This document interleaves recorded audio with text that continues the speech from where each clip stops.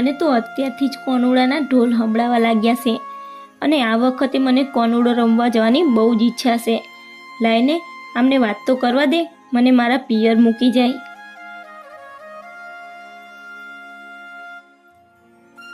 કહું છું સાંભળો છો?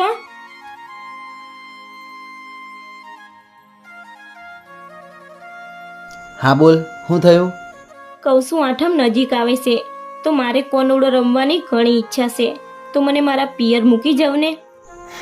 તારે કોનુડો રમવા તારા પિયર જવું છે એમ? ઓ ભાઈઓ સાંભળો, આ માથે કાળો ભમર વરહાડો અંધાર્યો છે ને આ બઈને એના પિયર કોનુડો રમવા જવું છે. હવે ચોથી મેળ પડે કયો? સાંભળ, હાલ ગામની બહાર નીકળાય એવું છે જ નહીં, એટલે અત્યારે તારા પિયર જવાનું માંડી વાળ.